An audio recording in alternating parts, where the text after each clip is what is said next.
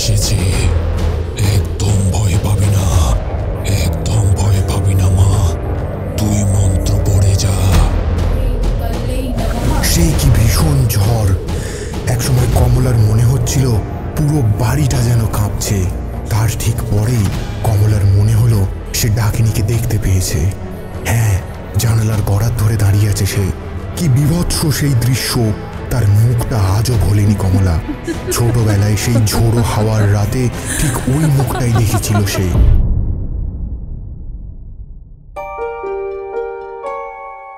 আপনি শুনছেন রাতের বৈঠকখানা। ইউটিউব ছাড়া আমরা আছি স্পটিফাইতে। আজ আপনি শুনবেন প্রিয়াঙ্কা অধিকারীর লেখা ডাকিনীর কবলে। ও হ্যাঁ, মনে রাখবেন, রাতের বৈঠকখানা কোনো রকম অযৌক্তিক ভয়, ভীতি বা কুসংস্কারকে প্রশ্রয় দেয় না।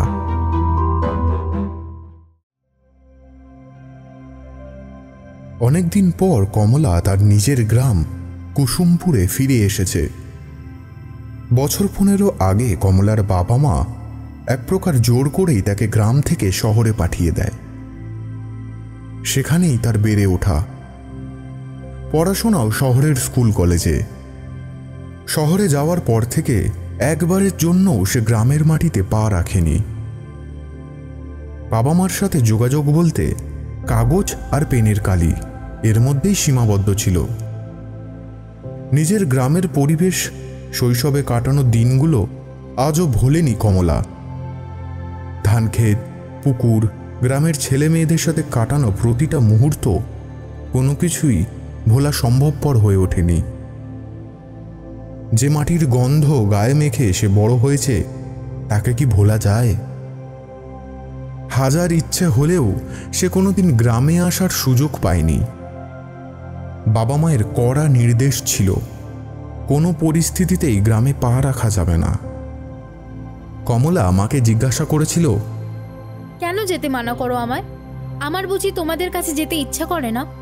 আমার কি একটু ইচ্ছা করে না যে আমি তোমাদের কাছে যাই, তোমার কাছে আদর খাই, দিয়ে ওখানে কিছুদিন কাটাই? প্রত্যুত্তরে মা বলেছিলেন, কথার অবাধ্য হইও না।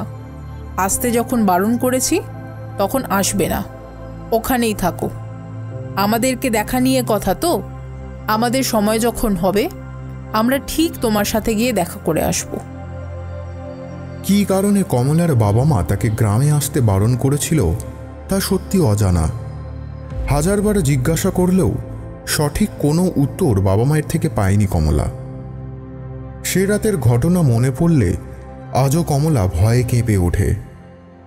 ঘুমের মধ্যে শুধু মুখ থেকে শোনা যায়, মেরো না, আমায় মেরো না, আমি কিচ্ছু করিনি, যাও যাও, চলে যাও, চলে যাও। চোখের সামনে পুরোটাই ঝাপসা। আজও পরিষ্কার নয় সেটা শুধু স্বপ্ন ছিল নাকি সত্যি ঘটনা। কি ঘটেছিল সেই রাতে কমলার সাথে? স্বচ্ছ জ্যোৎস্নার রাত, চারপাশটা চাঁদের আলোয় পরিষ্কার দেখা যাচ্ছে। পরিবেশটাও বেশ শীতল। খুব একটা গরম না থাকলেও তেমন ঠান্ডা নেই। তাই গ্রামের লোকজন কম বেশি বাইরে ঘোরাফেরা করছে। সন্ধ্যাবেলায় লণ্ঠনের আলো জেলে ছেলেপুলেরা লুডো আর ক্যারাম খেলতে ব্যস্ত। একে অপরের মধ্যে বেশ টক্কর চলছে, কে হবে আজকে সেরা সেরা সেই নিয়ে। তবে কমলা বরাবরই লুডো খেলায় পারদর্শী ছিল। পড়াশোনাতে যেমন ছিল ভালো, তেমনি ছবি আঁকা, গান সবে ছিল অনন্যা। প্রতিবেশীরা সবাই তাকে ভীষণ ভালোবাসত। বাবা মা সকলের নয়নের মণি ছিল কমলা। রাতে খাওয়া দাওয়ার পরে প্রত্যেকেই যে যার ঘরে দরজা বন্ধ করে ঘুমোতে গেল। রাত তখন প্রায় 2:25। কমলা চিৎকার করে ওঠে, কি রে, এত জোরে চিৎকার করে উঠলি কেন? ওটা কে মা? ওটা কে? কোথায় কে? আমি দেখেছি মা, ওখানে কেউ একটা ছিল। কোথায়? কে ছিল? ওই যে ওই জানলার বাইরে। সে কিছু বলতে চাইছিল, দেখে মনে হচ্ছিল খুব খুব দুষ্টু, পচা, ভালো না। তুমি কি দেখেছো তুমি বুঝতে পারছো না। এত রাতে তুমি কাকে দেখবে? সবাই তো ঘুমোতে চলে গেছে। চলো চলো, তুমিও শুয়ে পড়বে। চলো, তুমি নিশ্চয়ই কোনো স্বপ্ন দেখেছো। না মা, আমি স্বপ্ন দেখিনি। আমি সত্যি বলছি, ওই জানলার বাইরে একজন পচা মানুষ ছিল। না মা, কিচ্ছু ছিল না। আমি তো বলছি তুমি ঘুমিয়ে পড়ো, সকালে সব ভুলে যাবে।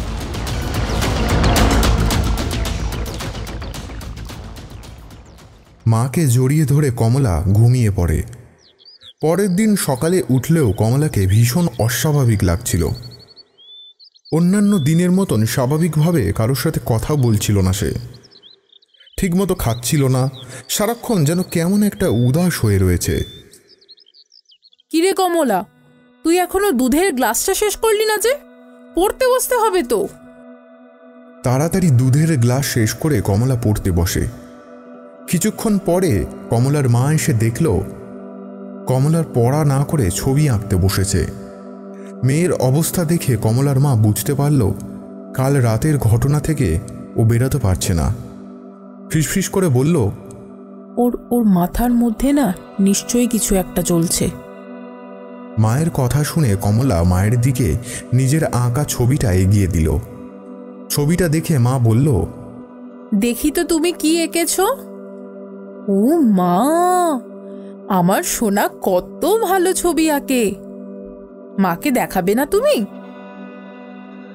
কমলার মা ছবিটা দেখে কিছু বুঝতে পারল না। ছবিটা ভীষণ অস্বাভাবিক। কমলার মা একমনে ছবিটির দিকে তাকিয়ে থাকে। বাহ, এটা তো খুব ভালো এঁকেছ, কিন্তু এটা কিসের ছবি? কিছুক্ষণ পর সংসারের কাজে ব্যস্ত হয়ে যায় মা। সকাল গড়িয়ে দুপুর হলো।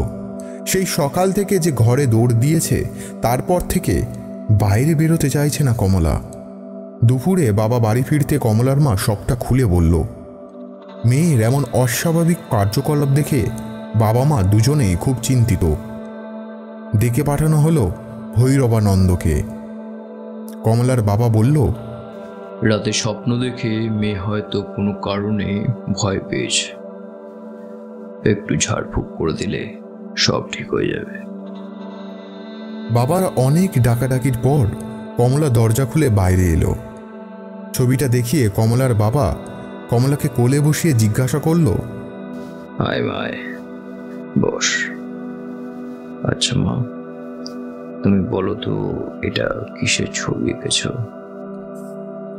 কমলা এক দৃষ্টিতে বাইরের দিকে তাকিয়ে বলল, জ্যোৎস্না রাতে আমরা লুডো খেলছি, এমন সময় ঝোড়ো হাওয়া দিতে শুরু করলো। গাছপালাগুলো প্রচণ্ড রকম দুলছে, মাটি কেঁপে কেঁপে সব তোলপাড় হয়ে যাচ্ছে। এমন সময় একটা বিকট হাসির শব্দ আমার কানে এলো। আওয়াজটা এমন ভাবে ভেসে আসছিল, মনে হচ্ছে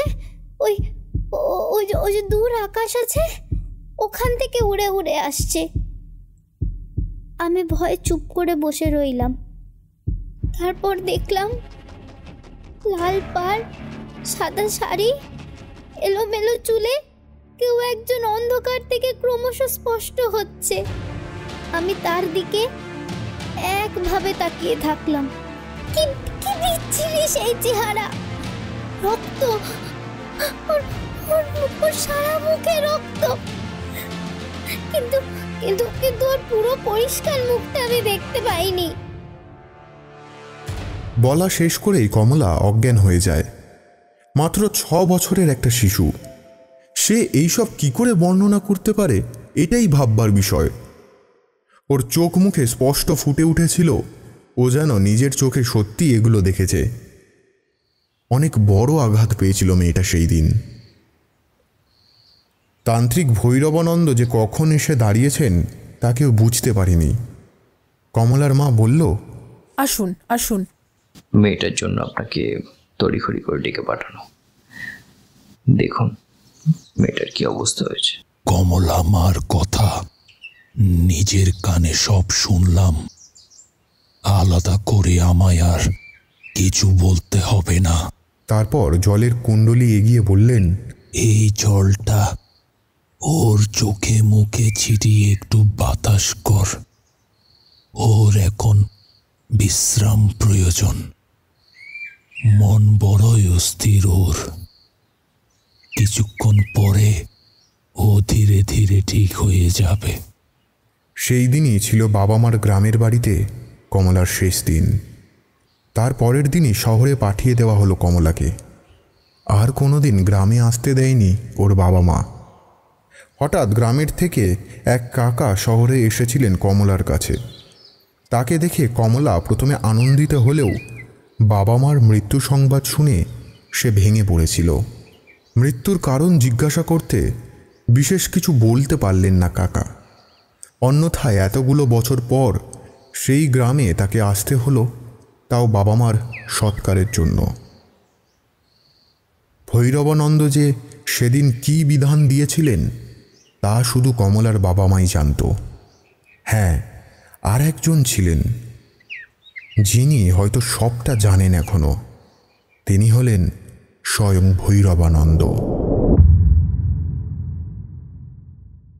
বাবা মার মৃত্যুর কারণ জানার জন্য ব্যাকুল মরিয়া হয়ে উঠেছে কমলা।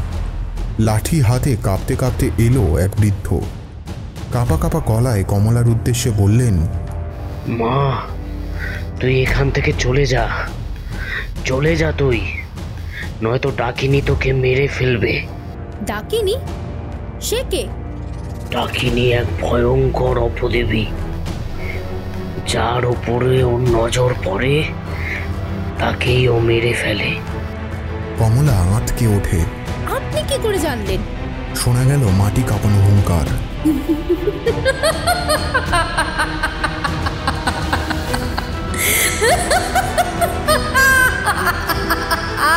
এ গায়ে অনেক দিন ধরেই আছি রে মা, সব জানি। ডাকিনী আসছে, ও আবার আসছে। হুঙ্কার ক্রমশ স্পষ্ট হচ্ছে। এবার আর অন্য কেউ নয়, লক্ষ্য কমলা। বৃদ্ধ বলল, যদি বাঁচতে চাস তো এখনই আমার সাথে চলে আয়।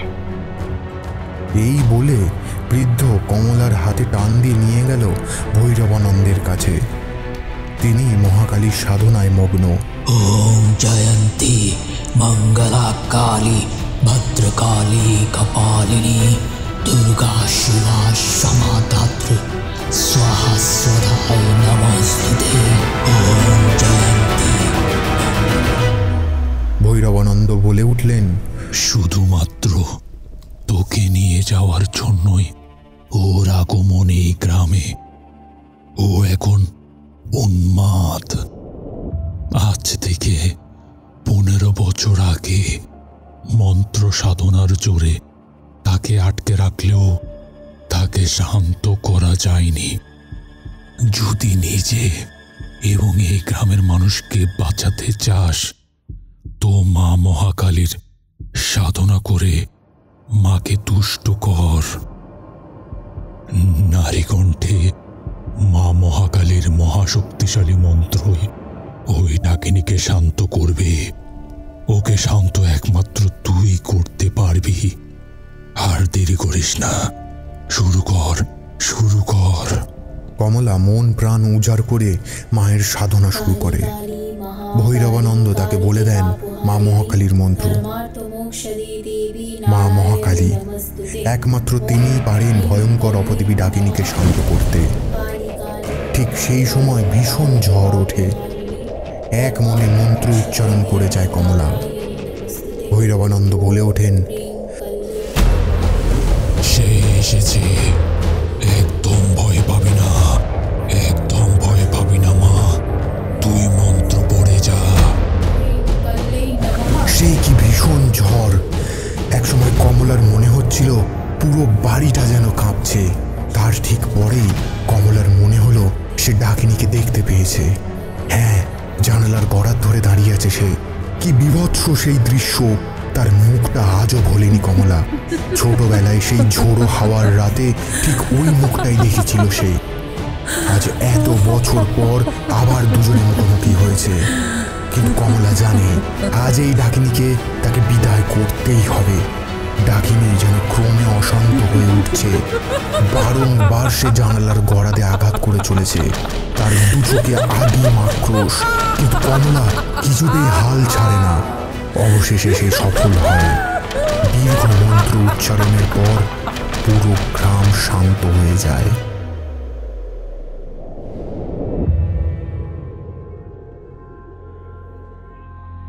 কমলা ও গ্রামের উপর থেকে ডাকিনীর প্রভাব শেষ হয়। শহরে ফিরে এসে কমলা আর গ্রামে যায়নি, কারণ সেই দিনের স্মৃতি সে আজও ভুলতে পারেনি।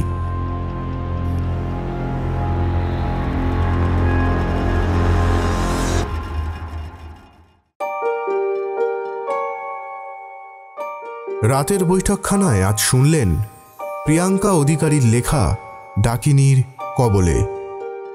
গল্প পাঠে নিত্যানন্দ, কমলা ও কমলার মায়ের চরিত্রে শ্রেয়া, কমলার বাবা সূর্যশেখর, বৃদ্ধ চরিত্রে রুদ্র, ভৈরবানন্দ চরিত্রে বাংলাদেশ থেকে Abhishek Mahajan, direction and sound ডিজাইনে Nitu, poster design and motion ইনকিব্লেস creations, recording studio Radha Gobinda records.